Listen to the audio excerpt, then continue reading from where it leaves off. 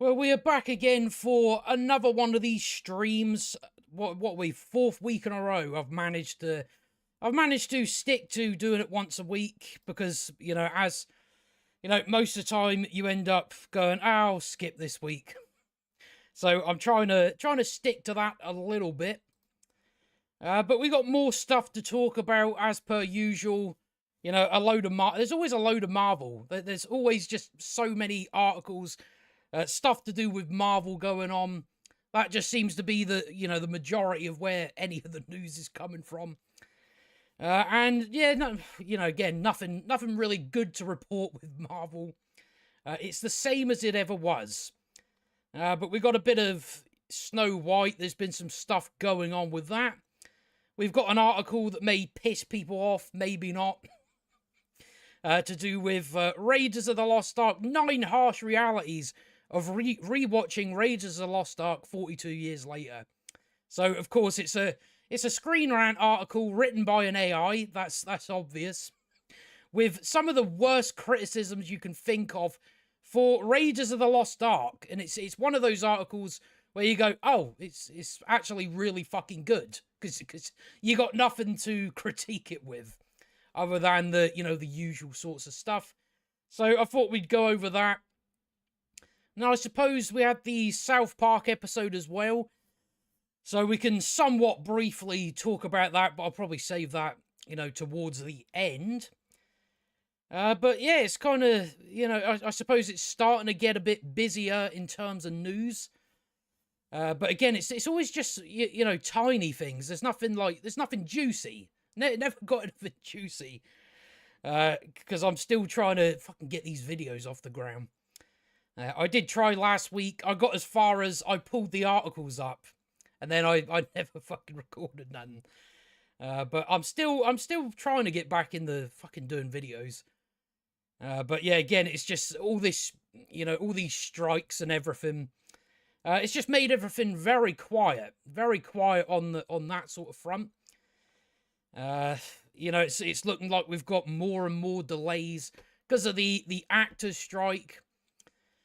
So just continuing on that path, it doesn't look like it's going to be ending anytime soon. But we still haven't really had just that dip in like barely anything coming out, because that's kind of what I've kind of wanted, so I don't have to watch a load of fucking garbage just constantly. But then again, it's I suppose it's been a bit more quiet than it usually is around this time of year. But I've just been watching a load of good stuff. That's kind of what I've been doing. Did I? Yeah, I did. But yeah, I suppose we'll just dive right into it anyway, because I reckon we may be here a bit longer than we usually are. Usually we try to keep it an hour. But I reckon with some of this stuff, it's probably going to take us a while to get through. But I reckon we'll start off with the Snow White stuff, and then we'll probably jump into that Indiana Jones article, and then just jump into the Marvel stuff, because that's the majority of where all the stuff is. I'm pretty sure every week we do this, that's the majority of what the time takes up. Spend about 50 minutes talking about Marvel, and then another 10 to 15 or 20 talking about whatever else is going on. But we'll start off with Snow White, because we've had a few things come out of that in recent days, where they've now delayed it. Originally, this film was supposed to be debuting on the cinema screen for nobody to watch it, because why would you? It was supposed to be coming out, what was it, March, I want to say. So it's now been moved to March 2025. I don't know how it's been delayed that long. It doesn't come across to me like it's done because, oh, well, our actress is striking and can't promote. I don't think it's got anything to do with promotion. I think it's maybe more to do with the fact that they don't have the actors and they need to reshoot this piece of shit film.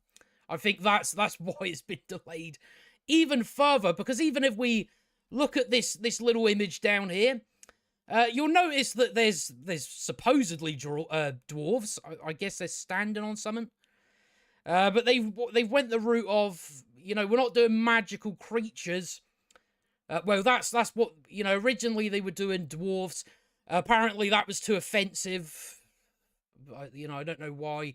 A load of dwarf actors were very upset about that because this is a film that's essentially made for them.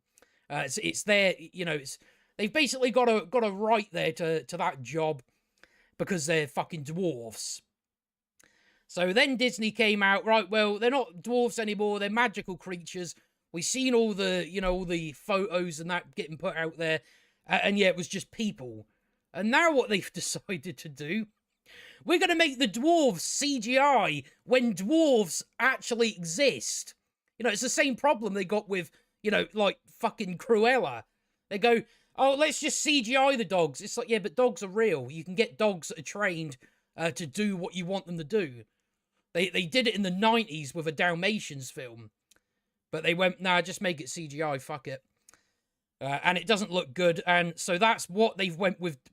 CGI, and imagine how pissed off you would be. If you're an actor and you're a dwarf, you look at this and you go, oh, they've just done CGI. It's like, oh, I am real, You could just get dwarves. So that's this first look image that they've put out. Rachel Zegler in a cosplay fucking dress, surrounded by CGI dwarves.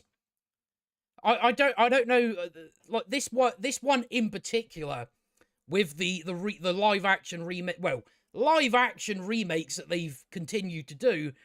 This one looks like a sure flop. I do not see this doing, even anywhere near where The Little Mermaid was, because it's like, your core thing for the film. To be honest, it would have been worse if they didn't have dwarves in any sense. But I reckon they're not going to be called dwarves. They're going to be called something else. But even just based on that, people are going to go, CGI fucking dwarves. It's like you couldn't get some actors, because apparently paying people to do it, that's very offensive to them, even though they want the work and they want to get paid. So that's what they've done already. It's a fucking embarrassment. It's an embarrassment that you've went, just do CGI dwarves, fuck it. So I think a lot of it's why it's been delayed another year is because it's going to get loads and loads of reshoots as soon as the actors strike is out of the way. But that's looking like probably not till next year, because I mean you've got Christmas coming up. Even if you sort things out, by then, it's like they'll be stopping up for Christmas and then not really getting back to work until January. So that's why I think they've done it is because of that. They need to do loads of reshoots, which again, it's like we went over this with Marvel. It's like it never improves, what the original thing was. It never improves the film by reshooting it. It makes it worse because it just turns into a convoluted, just convoluted shite. Where it's like you got this idea and then you got this idea and like none of it, is cohesive. So that's, but they keep doing that. They keep going, no, we're not going to get it right the first time. We're going to reshoot it again and again and again.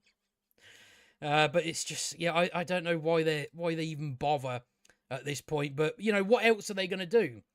They could hire people to come up with new things. But no, just do Snow White. We'll call it live action, even though the only live action thing about it is, well, Rachel Zegler. Everything else is all CGI sludge, including the dwarves, when you could just hire them. But that's what's going on with that. So yeah, as it says, Disney delayed Snow White from delays it a year. I mean, it goes into other stuff to do with Elio, don't know what that is, and Jonathan Majors' Magazine Dream or something like that. So this is not coming out until 2025. So it's just going to cost them more money. I mean, not even from just sitting there, just from seemingly it's just going to get reshoots. That's my kind of guess on that. But let's see what they say in this article. Get ready for the dominoes to start falling in earnest. The studios race to rearrange their 2024 theatrical release calendars amid the ongoing actors' strike. And I mean, again, this isn't limited to, to Snow White. We've already seen it with Marvel. They're saying, oh, Deadpool 3's going to be out in March. Is it fuck? That's not happening. That won't be out till 2025, and that's going to be for, the majority of their films. Movie starring Rachel Zegler by a year from March 22nd to 2024 to March 21st, 2025. So basically exactly a year. The film, which is officially titled Disney Snow White, is among the studio's biggest offerings of the year. Is it really? I don't think there's going to be any. I don't think it's going to really make a profit. The what you've seen, the reaction to it, everyone's taking the piss out of it. Nobody likes Rachel Zegler, so it's like it's got nothing going for it that's really going to entice anybody in. The other spring anchor is Pixar's March animated tentpole Elio. Who the fuck gives a fuck about Pixar anymore? Which is being pushed back by more than a year from March 1st, 2024 to 2025. Let's see what we're just trying to stick to the Snow White stuff, but it doesn't seem to be. But they do bring up other stuff like the status of Deadpool 3, which Marvel Studios is set to open in early May of this year. It's like, that's not going to happen. They've still got loads of stuff to do with that film, I'm pretty sure. But the prequel is virtually assured of relocating, as it was one numerous Hollywood movies that had to halt production when the actors' strike commenced. And they also bring up Mission Impossible is no longer coming out next year. That's now... I don't know if have they said... No, they haven't announced, a later date. So everything, for the most part, has been delayed. And again, it's like, just, what, just... if I was at Disney, I'd just go, fuck it, just put it out there. Just put it straight to streaming. When it comes to Snow White, that would be the better way to take it. But who knows? So that's been delayed. I'm sure we're going to hear about more and more delays. So we may get a big chunk of time without any shite coming out. So that I kind of look forward to in some way or another. But we might as well talk, since we're on the subject of Snow White, which of course is associated with Rachel Zegler, who's a bit of an idiot, and just an all-around narcissistic, horrible person. That's how she comes across to me. So she's making more statements, as you do when you've got no fucking clue and you've seen literally no films. Where, again, making statements. I guess she was told this by, what's her face? Jennifer fucking... Is it Jennifer? I don't know what... I can't believe I'm forgetting the name of the first, women character ever to exist. Why am I forgetting her name? It's funny, that. So she's probably got it from her, where she claims The Hunger Games was the first story... the first story to depict a female character that was anti-establishment and anti-government. And I'm just kind of like, no, I've seen that in loads of things. The first one that comes to mind, V for Vendetta. You could even make the case for Ellen Ripley. Many characters. And she's like, no, this is the first time it's been done. And just straight away, get all these films and that just come to mind. I'm like, nah, I don't know. I don't know where you're getting that from. I honestly find it funny. You've got all these actors that they work in Hollywood. They haven't seen any fucking films, though. They have not seen films. So they make comments like this. But Rachel Zegler shared that she believes the Hunger Games novels by Suzanne Collins were the first stories depicting a young woman as anti-establishment and anti-government. So, of course, we all know that is total horseshit. In a pre-recorded promotional video for the upcoming Hunger Games, which, I kind of just stopped fucking watching them after a while. You know, when I was younger, I was like, it's all right, this, isn't it? And then, it kind of just goes, it's fucking boring now. You've already got, Battle Royale. It's like, I'd rather watch that. That's really violent. There's a lot of good stuff in there. I'd rather go and watch that. That's really good. So, yeah, the Hunger Games kind of started that era of, like, Divergent and Shadowhunters. I think, I think I watched the Divergent films for a while, stopped watching those. She elaborated, it was like she was real. Fucking talks like a complete idiot. That's what I always get tired of reading. Reading what they're saying, because every time it's like, it was like she was really like. It's like, I fucking talk normal. Suzanne was the first to write this young woman who was anti-establishment, anti-government, and really standing up for what's right in a really unconventional way, without an era of sweetness. No, I've seen that. There was nothing cordial about her either. She was very rough around the edges, and it was amazing to read that. What, essentially, because she was a bit of a bitch. That's what you want to see. You don't want any, likable qualities. You don't want that, you see. Does she say anything else? Yeah, Jennifer Lawrence. I can't believe I forgot Jennifer Lawrence, first female character in anything. I don't know how I forgot her name. Who starred as Katniss Everdeen in the original The Hunger Games film. So they essentially go into the same sort of stuff. What was it she said again? I always forget sort of word for word. Where was it? That's it. I remember when I was doing Hunger Games, nobody had ever put a woman in the lead of an action movie because it wouldn't work, we were told. Even though it's like, that's been a thing from the very start, essentially. So that's kind of more of the stuff. Again, it's like, especially with Rachel Zegler, she just does herself no favors. You're a fucking airhead. Is there anyone as dumb as her? But they're all just kind of in that same bubble. Just, this is the first time this has been done. Look, it's special, it's unique. It's like, no, it's been done. It's been done very, a lot of times. Especially something, like anti-establishment and anti-government. That can apply. That applies to a lot of different characters, in some way or another.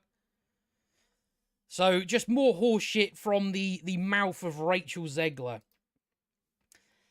But that was another funny thing she had to say. But yeah, the Snow White stuff, it's like, that's, again, it's like, why bother delaying it? It's like, it's not gonna do anything. It's not going to achieve anything for you.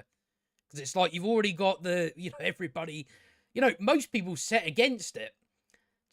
For whatever reason that may be, whether it's the race swap, which, who the fuck cares about that anymore? It's like, I've got, I'm not really going to go out and give Disney a hand. It's like, that's what they're going to do.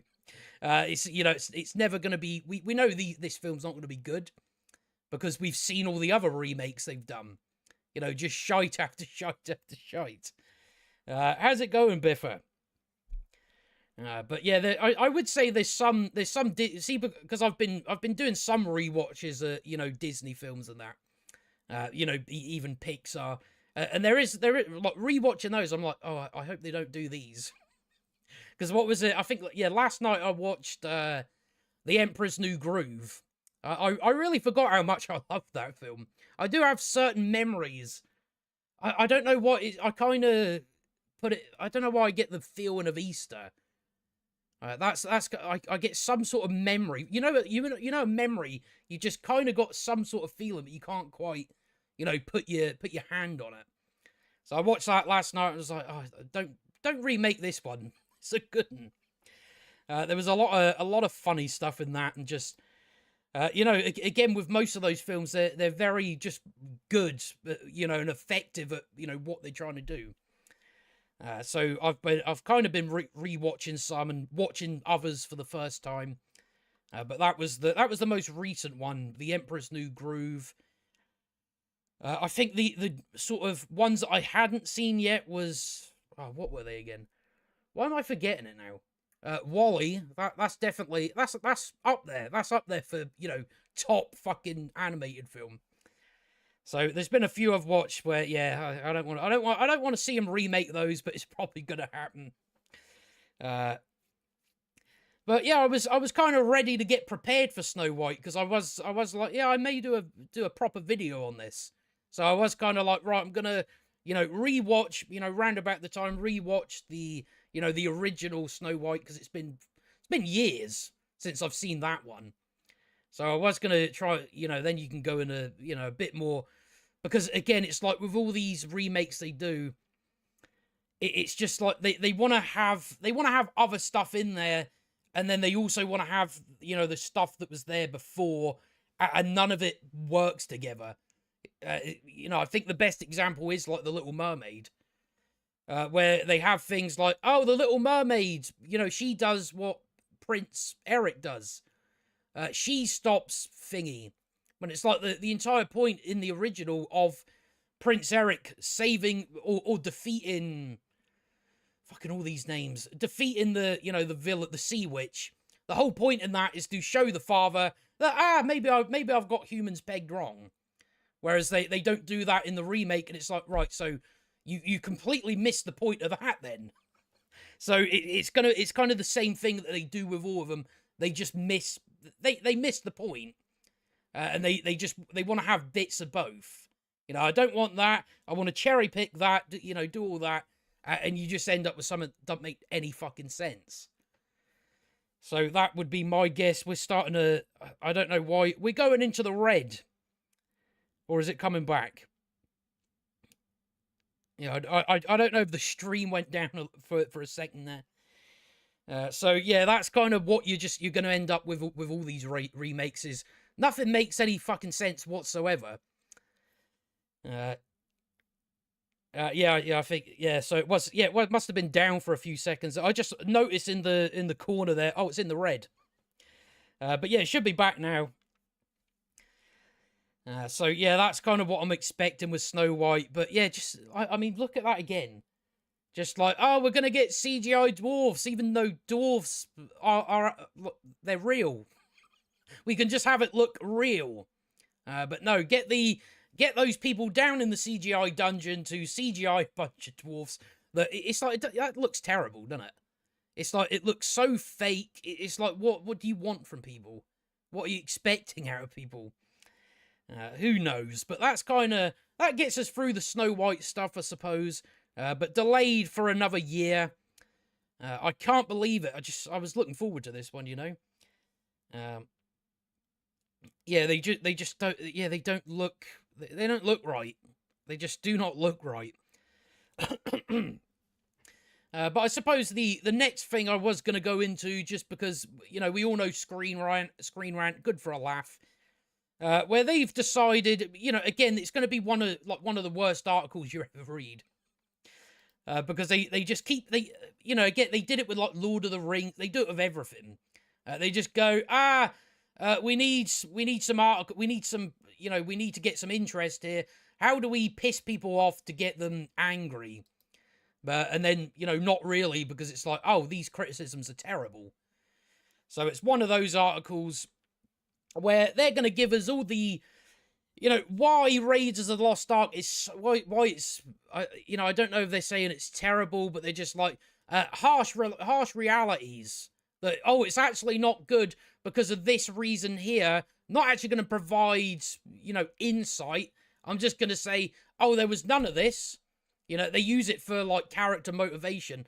They don't actually provide an example. So they do things like that. Of course, the usual ones in there wasn't diverse enough. That's apparently, that's a valid criticism that has nothing to do with the fucking story whatsoever. So it's all the kind of usual ones. I really don't know why they don't just dissolve these companies, because it's like, you're worthless. Absolutely worthless. So that's what they're going into. 9 harsh realities of rewatching Raiders of the Lost Ark 42 years later. So they will make a lot of points where it's just like, what?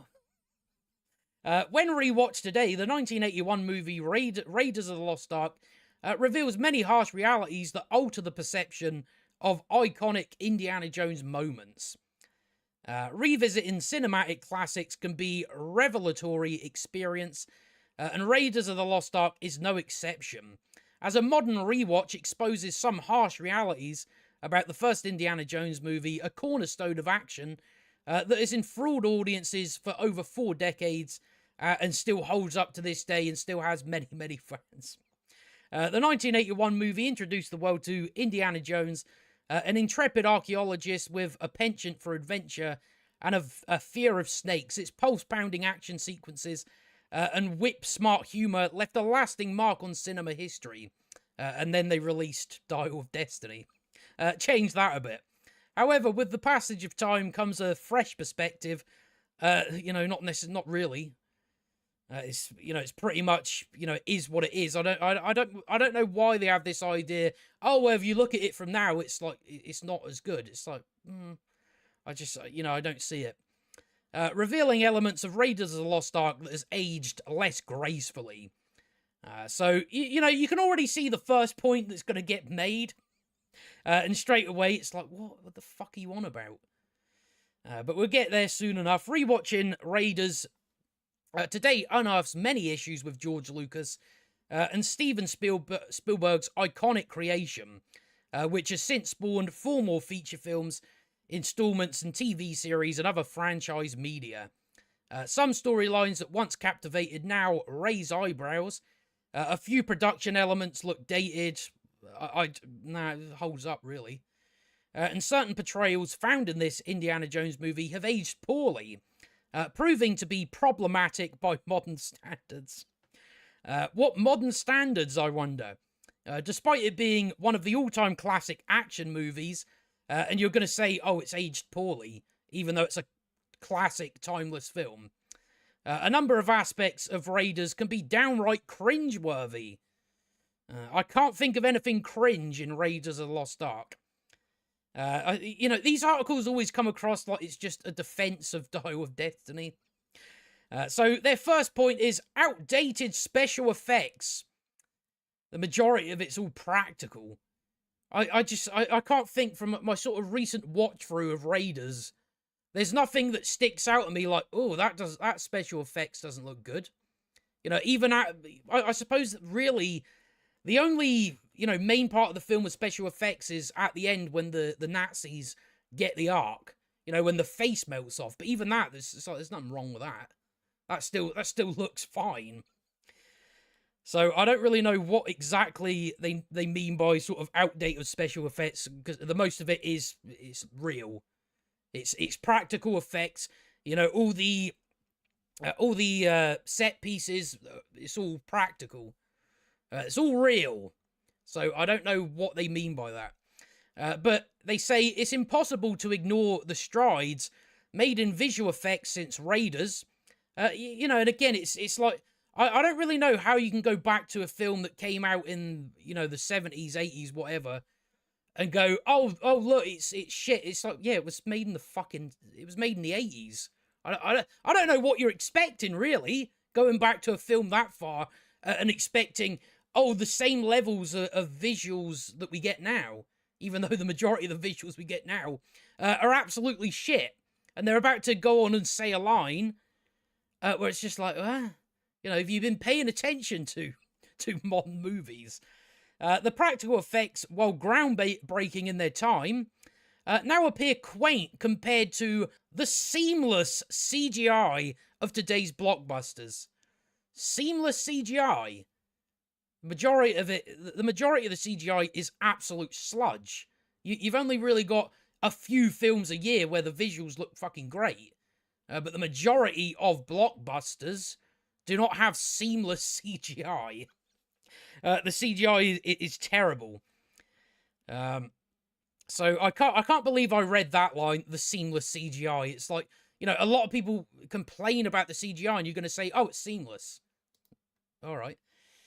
Instances like the melting face of the unfortunate Major Tot or the iconic rolling boulder opening scene, while still charming, bear the marks of a bygone era in movie making.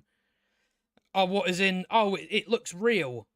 Because, I'm not looking you know, if you look at the Boulder scene, there's nothing there that sticks out to me where it's like, oh yeah, that doesn't look good. That doesn't look real. It's like, it looks really good. While still charming, bear the marks of a bygone era in movie making. When they used to give a fuck about you know, getting an audience invested. That bygone era.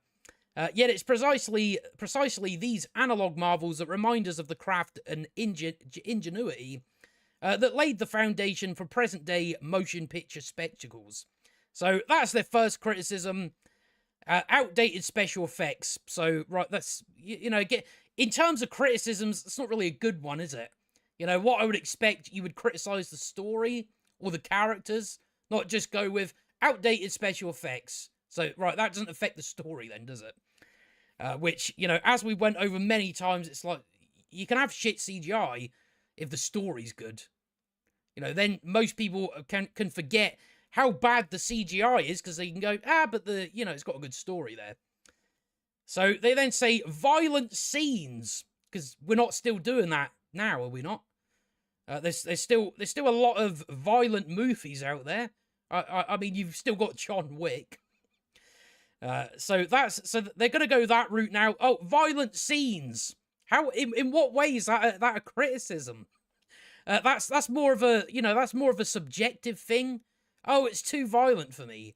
Not, oh, it's violent, so therefore it's not a good film.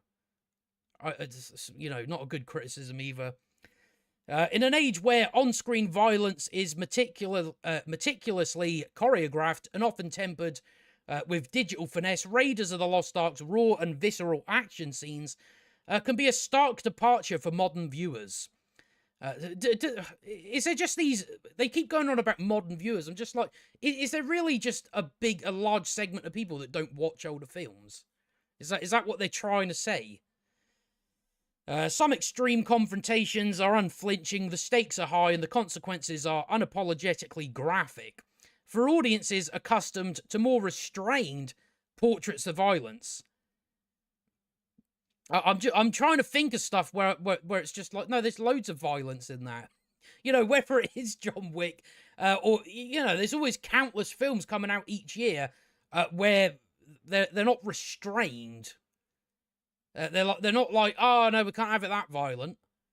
So I don't see that. I don't see that there's these audiences that are not accustomed to violence in films. And it's like you're gonna pick Indiana Jones for. You're gonna go, oh, that's very violent. Now, how is it a violent film? It's not that violent compared to a lot of other films. Whether you want to go to Goodfellas or The Godfather, then you would go, it's very violent, not Indiana Jones. The intensity of Raiders of the Lost Ark leaves a lingering impact, highlighting the advancing sensibilities of an era now attuned to a wider range of sensitivities. What violence? This stark conveyance of physical conflict serves as a testament to the unapologetic tale of its time. Okay, so that's their other criticism. Violent scenes. Got violent scenes. It's already one of the worst articles I've read. So scientific accuracy, which, you know, I can't really comment on because I'm not an archaeologist. So I don't know. You know, if they're going to go where, oh well, archaeology's made advancements in the years. It's like, well, yeah. So then Indiana Jones is using what they knew in that era. You know, you know, again, it's fucking set in the 30s. That's when it's set. So of course there's going to be things where, well, you know, by current archaeological standards, he's incorrect. You know, of course there's going to be examples of that. While Indiana Jones is an iconic archaeologist, his methods in Raiders raise the eyebrows of scholars. The movie takes creative liberties with archaeological practices and historical accuracy for the sake of thrilling narratives. Real-world archaeology has made significant strides since the initial release, shedding new light on ancient civilizations.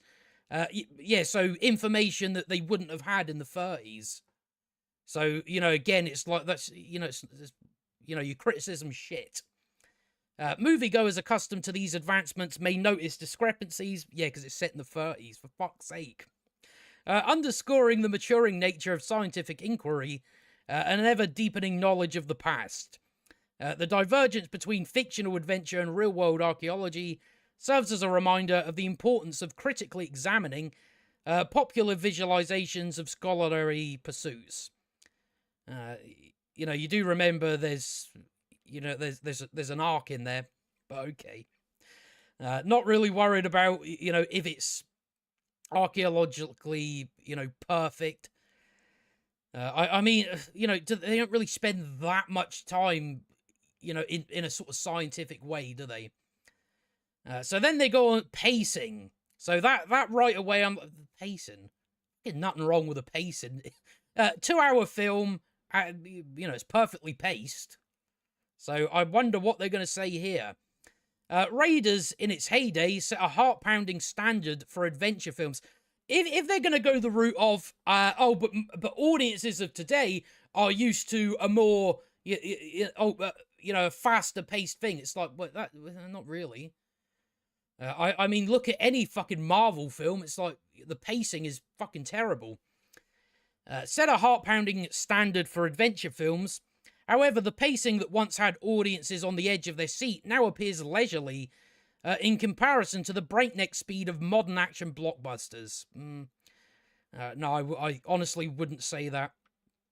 Audiences accustomed to rapid-fire editing and non-stop thrills will find the measured build-up of tension in Raiders a departure from now-accepted norms. But it's like, now accepted norms. There's like so many films that do it their own way. Pretty much every film is paced, whatever way they choose. So it's not like there's just, films are just paced in one way. It's like, well, it depends what it is, doesn't it? The film's deliberate pacing, once cutting edge, is a window into a time when storytelling took its time to unfold. That's what stories should do. Allowing for a deeper immersion into the world of Indiana Jones. There is no question the direction moves slowly at times. Okay, so that was another one. It's the pacing, which, I don't see it. Suspension of disbelief. Now, I would say it's pretty good at that. As Indiana Jones leaps from peril to peril, there are moments that call for a certain degree of willing suspension of disbelief. While this was par for the course in the 1980s, current audiences accustomed to meticulously, you've said this twice now, meticulously choreographed stunts and seamless CGI. Again, they keep saying the term seamless CGI. No, we don't get that. Find some sets demanding a larger leap of faith. Now, again, I go back to watching Raiders. It's like, nah. There's nothing there where I'm like, oh, that doesn't look believable. When it's like, it does look believable because it's real sets. It's real stunts. There's no CGI put on it like we had with Dial of Destiny. Even just, having them run along the train, shit CGI. That's what they went with. So that's another one, the suspension of disbelief, because apparently the sets aren't real looking. The daring exploits and narrow escapes that define Raiders require a conscious effort to set aside the constraints of reality. I mean, yeah, it does play around with supernatural elements. So, yeah.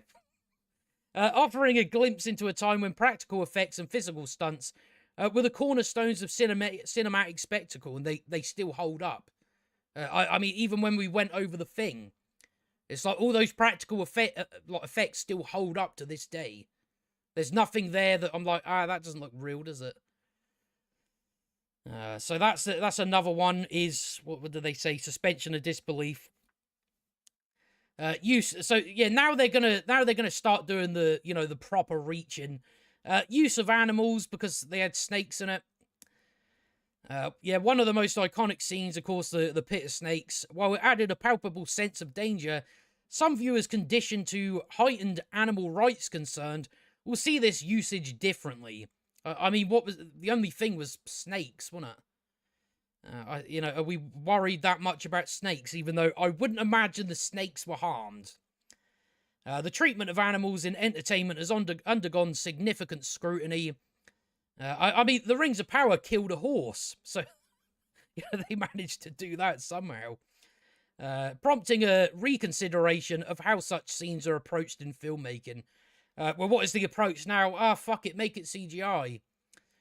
This happens during the action sequence in Cairo where Indiana Jones is in pursuit of the Ark of the Covenant. There is a developing awareness surrounding the ethical treatment of animals for entertainment. Don't really see a problem with it, especially if it's something like snakes. I don't imagine any of the snakes were hurt. They then go into this one, which this was like really the one where it's like, oh, you're not going to provide me an example. They say character motivations. Some character motivations in Raiders do not align with the latest storytelling standards. Since when has the standards changed? When are the standards changed? Certain decisions, once accepted in the context of 1980s adventure films, raise questions about their logical consistency. And for the life of me, when I was reading this, I was trying to figure out who. I'm like all their motivations make sense. But again, it's like they're not going to provide an example of a character making a decision that doesn't quite line up with their motivations. When dissecting the narrative, it becomes evident that certain role choices were crafted to serve the exigencies of the plot rather than arising organically from their established personas. Again, I'm going to need an example. This disjunction from emerging expectations highlights the demand for depth and coherence within the picture's landscape. Some viewers who are acclimated to more nuanced character development may find moments that seem driven by plot necessity rather than genuine motivation. Again, I'm trying to think of characters. I'm just like, no, I don't see it with this. It just seems like a reach. It's like, if you're not gonna, it makes me think you're just talking utter bullshit when you don't provide an example of a specific character doing this. So that's another one that they're not going to provide insight. Got an entire article here, not going to provide insight. Okay. Of course, we get the usual one: lack of diversity and cultural sensitivity, which again doesn't affect the film in any way by criticizing it on that basis. That is more of a, again, something subjective and things of that nature. So, again. But Raiders notably lacks racial and ethnic diversity among its main cast. And this includes employing a white Welsh actor, John Rhys-Davies, in the role of an Egyptian Arab character.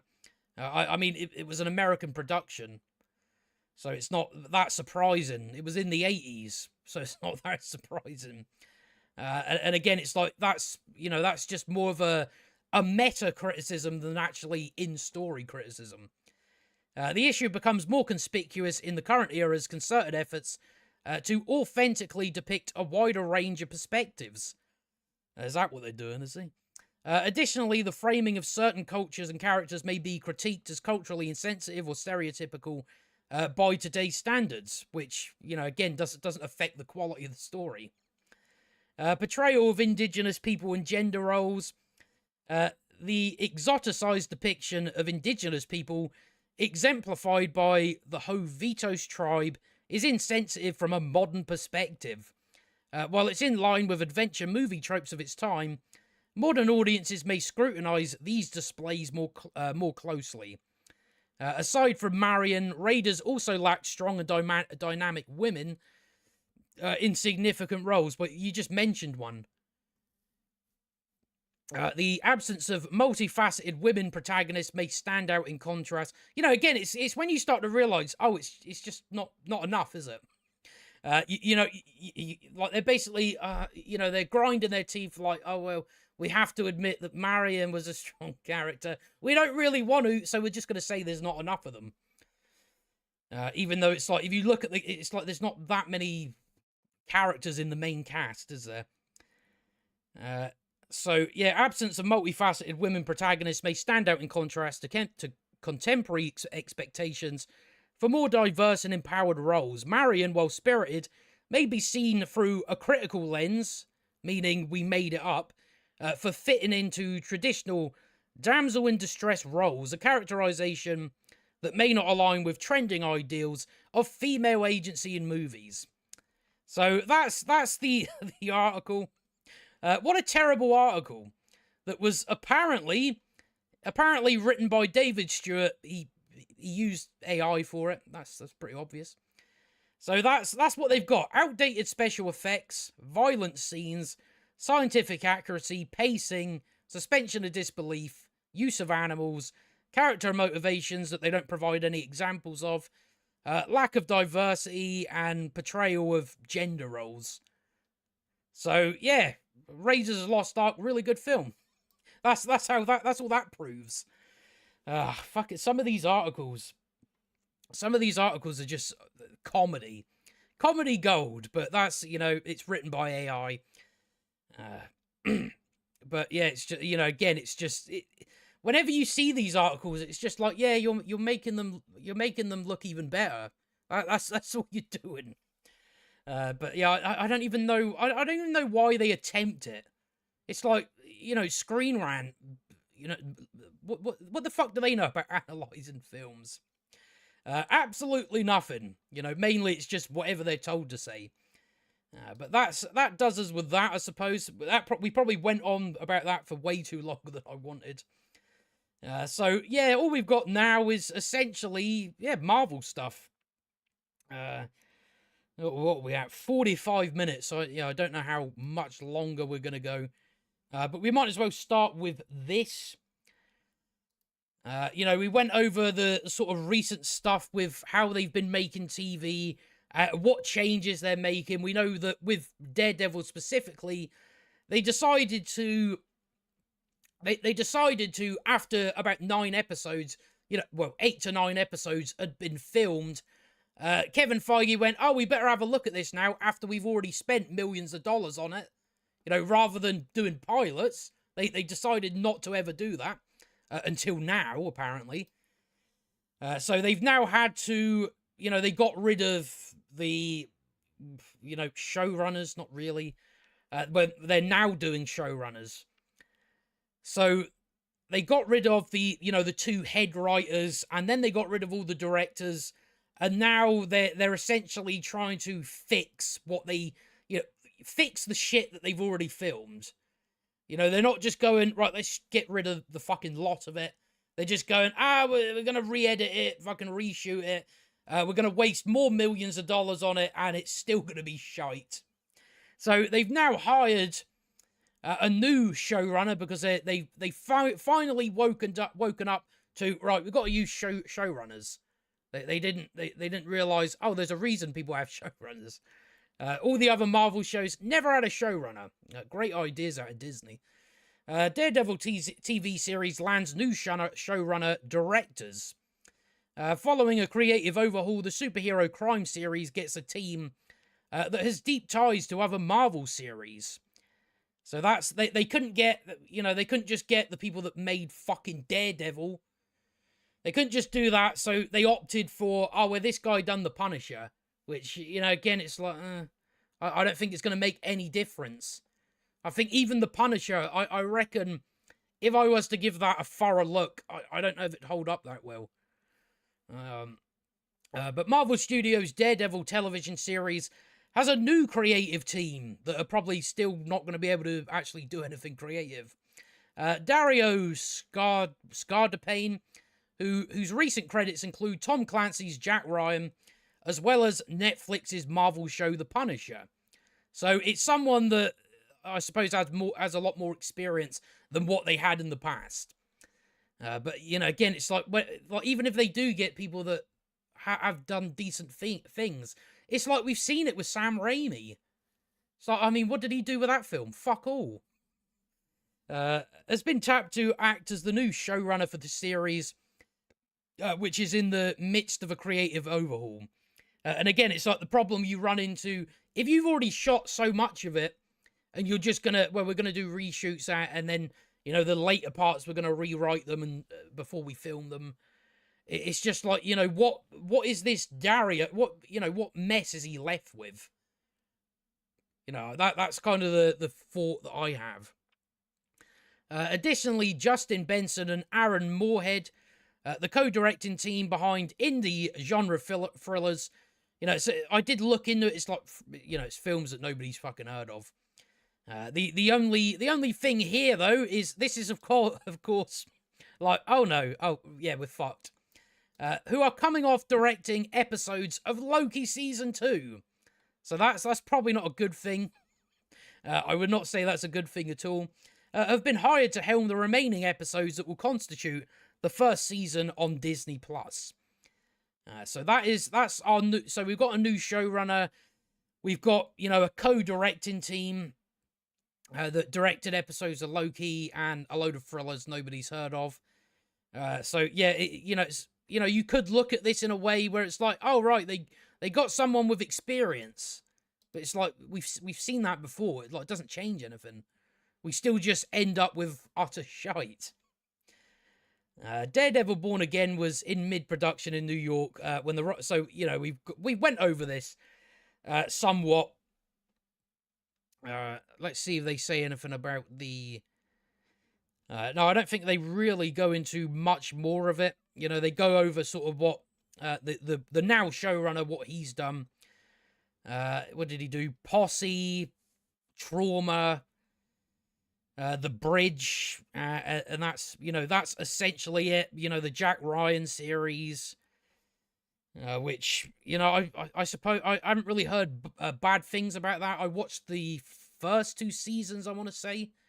There wasn't really anything in there where I was like, oh, that is utter fucking garbage. So, you know, again, you could have someone that has a bit of talent there, but it's just like, you know, again, are Marvel going to use that? Are they going to let him do his thing? Or are you going to have Kevin Feige in there giving shit ideas like he always does? And just, you know, no one else really gets a say on what to do. So it's just like you know, even if they were to announce, you know, just someone great, it's like, yeah, but it doesn't really matter, especially in this case. I don't know why. I really don't understand why, when you decided, right, we're gonna have a bash at Daredevil, and you don't think to just go, well, we're gonna get the guys that directed the series over on Netflix, because that was very successful. Very successful. The reactions to it were, you know, through the roof. Just audiences loved it. Let's get the people that done that they know what they're doing. I don't know why you wouldn't just lead with that. It always just comes from a place like, no, we know better. That's how it always comes across. But that's really what they should have done. They should have just, Netflix shouldn't have let them have it. That's what should have happened. But Netflix, you know, as well, fucking make stupid decisions. So that's what we got going on with the sort of news we've gotten from Daredevil. Just, you know, the guy from The Punisher. You know, I like the first season. Well, I like the first season more than I wasn't as big a fan of season 2, from what I remember. But I am due a rewatch of Daredevil because it's been a while. I think I'm gonna start rewatching it this week because I've missed it. It's been when was the last? Because I've seen it quite a few times. I think the last time was fucking couple of years ago at least, a while ago. So probably rewatch that soon. So that's what we got going on for Daredevil. This fucking 18 episodes. It's gonna be a fucking nightmare. I'm not looking forward to that coming out. Especially when I'm just convinced at how bad it's going to be. We're going to have 18 weeks of it. What fun. So that's Daredevil. I suppose the other things, you know, of course, we got the Marvels in under 2 weeks away. I'm very much looking forward to it. It's going to be very fun. Very fun indeed. So the first thing that we kind of got from here, I may have to look for something else. They like release new posters, and they even put out a new trailer where, of course, they had to grasp at, you know, Infinity War and Thanos, even though that's got fuck all to do with the Marvels. They're like really desperate to get people hyped for it. Let me actually. I'm gonna see if I can find this. It's kind of been going about the internet the past couple of days. Just these new posters that they're putting out. I don't know if I should be able to find it somewhere. If I just have a little look-see. Because as I say, they're trying to get a lot of hype for it. They're trying to get a buzz going, and it's just like, you ain't got nothing. It's like it's really, with this film, it doesn't matter what they do, they're not going to be able to get any buzz about it. You can throw out rumors. The post-credit scene connects this to this, and has this cameo from this. It's like, yeah, no one cares. It's like people have moved on from that. But where is this? I really need to show it just to make my point on like how desperate they are to get people hyped for this film. So this was a poster. This was a poster that they put out just recently. After all the, trying to connect it to like the good stuff of Marvel, they decided we're going to put this out to get people hyped for the Marvels. It's got the Marvels logo on it and a bunch of fucking cats. Right, okay, so you're clearly not getting it. Unless they're just trying to appeal to crazy cat ladies. Is that it? I don't know. I don't even know why they're banking on these, cats that aren't really cats because they've got tentacles or some shit. Did they think people loved that in Captain Marvel? Is that why they're like, oh no, people loved that from that film when there was that cat that turned into a monster? So we're going to have loads of them, we're going to put them on a poster, and people are going to go, fucking hell, I can't wait for this film. That's what's going to happen by putting out a poster with a bunch of cats on it. They come up with the best ideas, Marvel do, just the absolute best. So that's what they do. I don't know how you go from, right, we've got to get people excited for this film, so we're going to try and connect it to like the stuff that people like, to make it seem like, we got this Thanos level threat, even though there's rumors going about that no, it doesn't have that. It doesn't have a Thanos level threat. So that's they're trying to mislead people, as you do when you can't get any fucking interest in your products. But yeah, I don't know how you go from, right, we're going to connect it, we're going to make it seem like it's this big event thing, and then the next day you put a poster out with cats on it. Very strange. You may need to check your poster department. So that's what they done for that. And this was, of course, like early next week. This came, was it last? It must have been last Tuesday. I think it came out where, generally what we see for Marvel films is, I'm trying to remember with like Quantumania, it was a few days before. It was like at the very least 4. It was like the start of the week. The film came out, well, previews Thursday, and then, worldwide release on the Friday. So usually they give you a good window for, some people like to go to Rotten Tomatoes. Don't know why you would. But some people like to go there. They go, right, I'm going to check these reviews, see if it's worth spending my money on this. Whereas what Marvel's they've reduced that window of opportunity to go and look at the reviews of it. Which, again, it's just like it seems to be just, oh, well, we don't want anyone to know what a fucking disaster this film is. It's already the shortest, I believe it's the shortest time. Like the length of the film without the credits is 88 minutes, which I give it a thumbs up for that, because we don't have to spend more than what most of them are, over 2 hours on just fucking garbage. So it seems like they're just trying to, they don't want people to, it's like we've seen with Indiana Jones 5. You had the reviews very early on. Look how much that impacted the box office. Impacted, like, how many people were interested in going. It impacted it very much. So if you have less of a window, it's like more people are going to be tricked into going to see it. So that's definitely why that is. So that's what they've done. Again, they haven't done it with any other films, from what I'm aware of. You get a big window to have a look at the reviews. So they've done that. They've done it like, well, yeah. It says some people speculating Disney is abandoning the film. I mean, if they were going to abandon it, they would have just fucking got rid of it and not released it. But instead, they have decided to do it. When it would again, it would help Marvel if they just didn't release any films. That would actually help them a lot more in the long run. If they just took 10 years off, why not? So that's kind of what sort of news we've got there. That again, they're just getting very desperate, as we're seeing with like other rumors coming out. That apparently the Marvel's updates post-credit scene at last minute. New teaser connects the MCU to Fox's previous X-Men films. And you're just like, all right. I don't know what excitement you're expecting out of that. And apparently it's cameos. I think the rumor that has been going about is it's a cameo from... I'm forgetting his name now. The guy that played Frasier. The guy that played Beast in X-Men... I'm forgetting what one he was in now. It must have been 2 or 3. 2 or 3, wasn't it, I think? So that's like the rumor going about that it's a cameo from him. Yeah, Kelsey Grammer, that's it. That's apparently the rumor, and it's just like, oh, they're so desperate. They're so desperate anyway.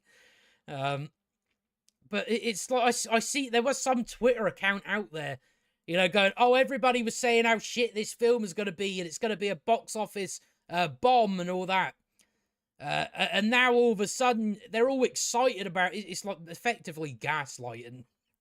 It's like, all these, like, they can do any of this stuff. Like, go, oh, look, we can jangle this in front of you like that. It's like, that's not working for, that may work for some people with Star Wars.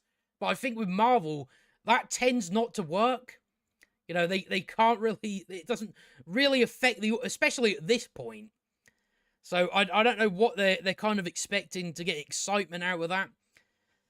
But that's apparently, there's going to be a load of, we heard about post-credit scenes where they were going to do the Young Avengers. It's like, yeah, bullshit, that will happen. So what is it generally? It's like at least a couple of post-credit scenes. Post-credits, so I wouldn't be surprised if that's going to be the majority of the reviews from like the professional critics. Or the stay for the post-credit scene. Because apparently the Marvel audience just, it's all about the next thing. Again, that's another thing that's gone, that doesn't work as well anymore. You got to come for the post-credit scene at least. I just kind of, when I watch these films now, I don't watch the post-credit scenes. I'll just read about it. I'll just go, post-credit scene, type into Google, the Marvel's post-credit scene. I'll just go, oh, that happened. But the idea that I'm sticking around for a post-credit scene, even if I'm watching it in the house, I'm like, I don't fucking care.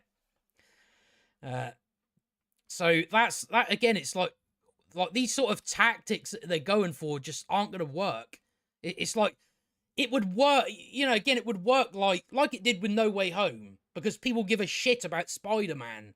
But if you have to endure an hour and a half, I mean, even an hour with this fucking Marvel shite, but if you have to endure an hour and a half just to get, Kelsey Grammer as Beast, it's like, it's not going to work. Unless you did it in like a Spider-Man film, because just nobody cares about these characters. So it's like no one's going to take that hit just for, a minute long like Kelsey Grammer cameo. So it's just, again, it's just like that's why this film isn't going to do well, is because there's nothing there. There's nothing there that people care about. So that's why it is going to bomb so badly. No matter what they do is gonna garner any sort of interest. But I believe there was an article here, because I believe it was Mr. H Reviews. He put out a video because apparently he knows what the plot of the film is, and the reason he revealed it was because like Marvel brought in it's a Thanos level threat to try and get hype out of it. And from what we're told, at least in that video, was that is in fact not the case. There's no Thanos level threat or anything like that. Which, who's that? That wouldn't entice me. Going, oh, it's a Thanos level threat. Oh, so it's something we've seen already. The Marvel's entire plot, allegedly revealed, explains that Captain Marvel destroyed the Kree home world of Hala. So yeah, this was from Mr. H Reviews. We're just trying to see what exactly he says. So you see how they're framing it. They're framing it as there will always be a Thanos. She's the new Thanos. The woman with a hammer. Girl Thanos, right? The Dar-Ben character. I mean, I've already seen images getting posted about her. She looks awful. She's got a big, massive forehead. That's kind of the thing that sticks out with me. And just doesn't look like a threat in any way. And that's pretty much misleading. That's what they have to do, don't they, really? So let's see exactly what is in this film, allegedly. Dar-Ben is a character that Carol was obsessed with. Carol was obsessed with Dar-Ben. It's made clear that Carol doesn't trust him, and it's also made very clear that Carol isn't mistrusting her, rather. Because she is the villain, which we've seen in the trailer.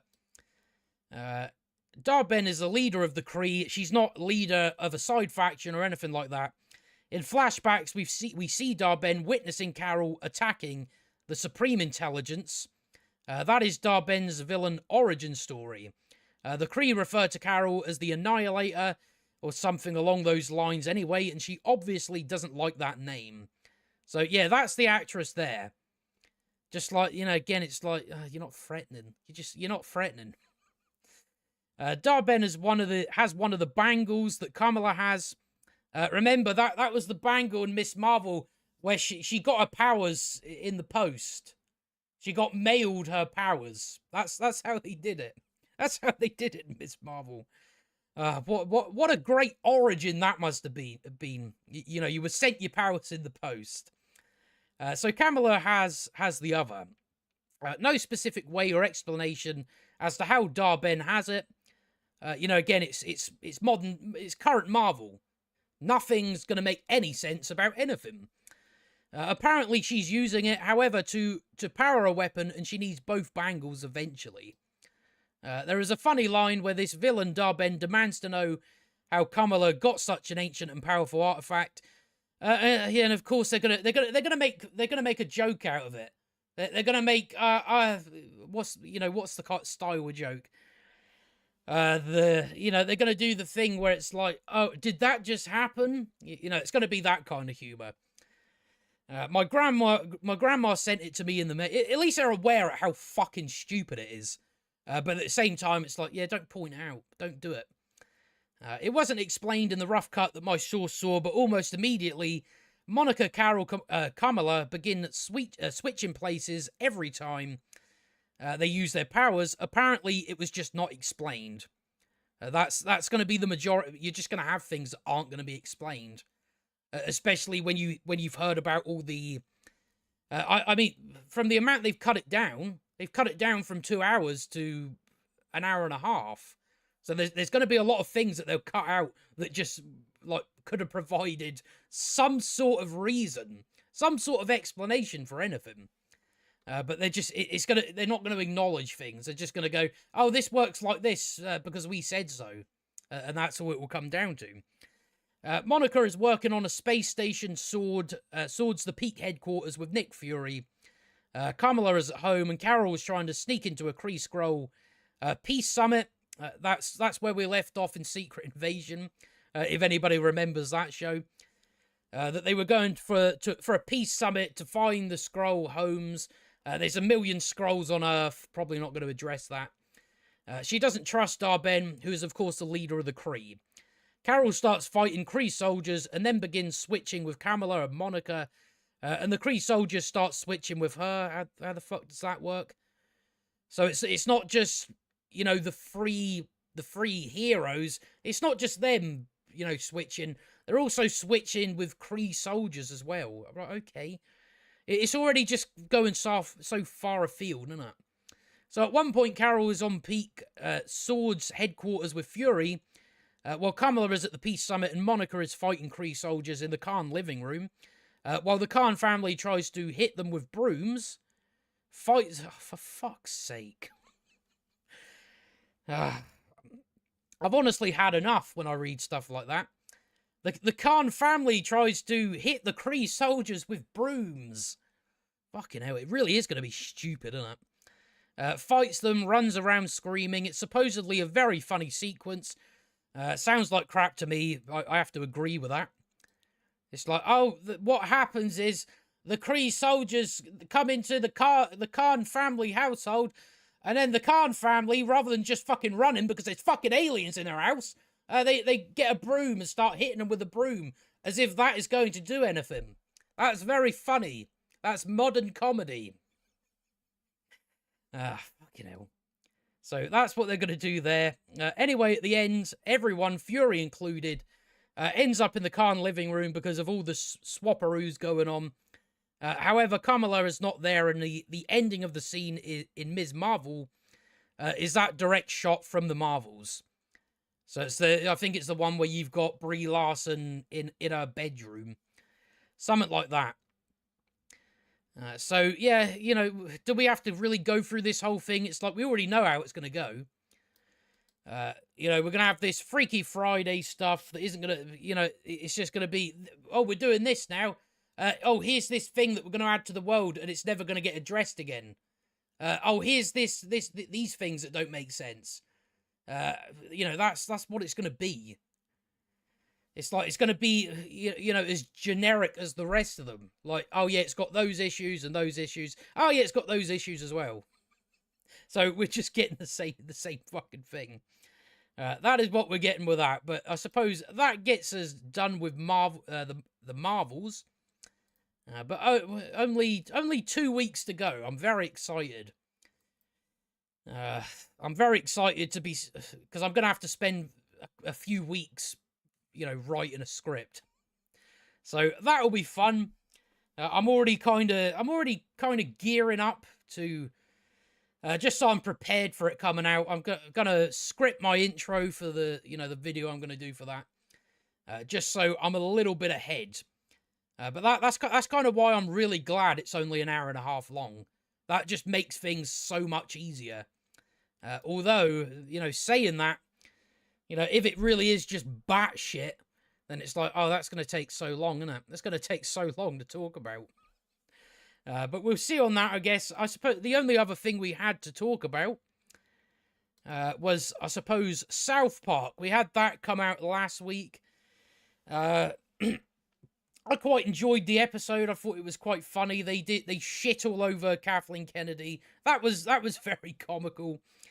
Like, you know, again, I just, like, because some people were trying to say, oh, they let Kathleen Kennedy and, you know, Disney off easy. And it's like, well, you know, now every time Kathleen Kennedy's name comes up, everybody just thinks of, oh, she's that woman that says, you know, put a chick in it, make her fucking gay, and make her lame. That's now what Kathleen Kennedy is associated with. Those were definitely some of the best jokes in there. You know, you had like, you know, it was the parts where Cartman was, you know, he was Kathleen Kennedy. And it's like the one on the Bambi set, you know, you got Kathleen Kennedy there going, put a chick in it and make her gay. And you've got the, you know, the guys making the Bambi film going, but Miss Kennedy, Bambi's a baby deer. And she's just like, put a chick in it and make her fucking gay. So that stuff was very funny. I think even the, you know, the B plot for it was as well. You know, where like, especially the part when they sort of, you know, Randy and all that turn up at the college, saying, fuck you, college, I wasted my fucking time at college. You know, they you know, lampoon a fucking ball in there.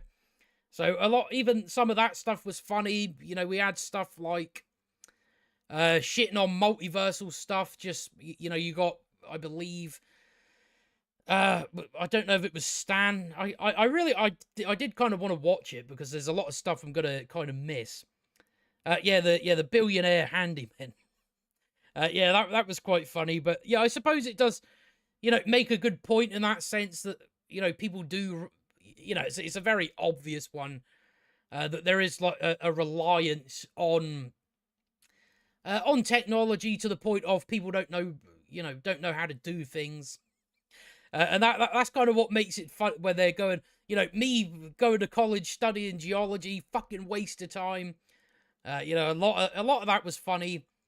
Again with South Park, it's like they even do go after, both sides. Especially with the main plot of, Disney just doing the same fucking thing, using the Panda Stone. They're pandering. They're just repeating the same things that they do. And then they sort of still have it on the other foot where it's like, people sort of overreacting, jumping the gun, things of that nature. So they kind of stuck to what they always do and went after, both sides. At least, the extremes, I would probably say. Which, again, it's not really surprising for South Park to do that anyway. But yeah, again, it wasn't my favorite episode. Out of all those episodes, it's hard for anything to be a favorite episode. But I would say that there probably was more stuff they could have done in it. But that's kind of the feeling you get from a lot of these specials is, there's probably more stuff they could fit in there. But that's just going to be the case for any South Park episode. So yeah, it was kind of funny stuff. But I don't know what the next one is they're doing, because is it apparently that they can only do specials now, something along those lines? Because it's been we had a season last year, so they kind of sort of go back and forth. But yeah, it was quite funny. There's been meltdowns about it on either side, I suppose. But even the sort of multiversal stuff they rip into, because it really is like correct in how they show it. We've got this big multiverse, and the only difference is you change clothes multiple times. Just all different combinations of trousers and t-shirts. And it's like, yeah, I mean, you just have to look at Multiverse of Madness. Their grand ideas for how a different world operates is instead of pizza, they have pizza balls. They have balls that are pizzas. It's like, oh, right, so it's not really that different then. I'm pretty sure you can get that already. Or they do things like, oh, instead of crossing the street on a green light, you do it on a red light. It's like, oh, right, I thought this was supposed to be a different universe. So they do sort of show that correctly. But I'm trying to think, because there's plenty of good moments in that episode. But that's probably all I'll say on that anyway. I was hoping for a bit of time to go and rewatch it, maybe take some notes. But I ended up not having any time to do that. So I thought we'd just kind of talk about it briefly. But yeah, I quite enjoyed the episode. I'm not sure what they'll be doing next. But they definitely did fucking drag Kathleen Kennedy and Disney. They just dragged them through the fucking dirt with a lot that they were quite brutal in some places, especially with Kathleen Kennedy just going put a chick in it, make her fucking gay and make her lame. That's now what people associate with Kathleen Kennedy. So they kind of done something quite good there. Because that's going to be constantly referenced whenever Kathleen Kennedy is. So that is going to be her legacy. So that's quite funny to me. But yeah, I suppose we will finish off there because we've been going a bit longer than usual. I'm trying to think of what I've got kind of going on. What have I got? Well, I'm still trying to get to videos. Last week, I got as far as I got the articles up. I brought the articles up on the screen and just sat there and didn't record anything. So I'm still trying to find the right, the right sort of, news story to cover. I've kind of come up with a way of, I'm kind of sort of mixing the two, of, more edited, but also just, more as, like I usually do, where I just sit and talk. So I'm kind of gonna try that out, see if that, works. Just where I sit there, record it as usual, and then I sort of go over and go, right, take that part out and redo that, things like that. That is probably going to be the, the best way to do it. So I'm going to try that out eventually once I sort of find, again, it's just like, there's nothing really juicy at the moment, where it's just like, oh yeah, I could do, quite a decent video on this. It's all still just small stuff. No, it's like, oh, well, Snow White was delayed. It's like yeah, that's a 2-minute video. So that's always what ends up kind of putting me off. It's just, I don't really want to just be putting out, 4-minute videos. But yeah, hopefully I'll get something out tomorrow. I mean, we're probably going to start getting busy because it's like the Marvels is very close now. So we're going to start getting. Well, we're not getting reviews until a couple of days before it releases. So good luck there. But yeah, hopefully something comes along. I think what I need to start is just trying to think of, right, this has happened. What larger point can I make? What larger topic can I cover? I think I kind of just have to go out there and chase the story, I think. Do that. But yeah, other than that, I'm still playing through the Arkham games, replaying those. I've still got I'm either going to come back in a couple of hours, do a stream of that, or it'll be tomorrow, because I'm still on Arkham Asylum and I'm kind of desperate to get to Arkham City, because that's my favorite one. So I'm either going to be back in a couple of hours streaming that, or tomorrow. I was considering doing a breakdown for Five Nights at Freddy's, but I don't think it was very good. I've still only watched half of it. I can't be fucked watching the rest of it. It was just very, I suppose the right word for Five Nights at Freddy. It's just lame. That's kind of the sort of word that comes to mind. It's just like really dull, really boring. The characters are fucking boring. The horror is essentially non-existent. I think the only thing that I would praise about it is the animatronic puppets. They're well done. They look real. They look believable. Other than that, it's just like, it's just, and it's like it took 5 writers to write the film. It's like, Jesus Christ, and that's what you come up with.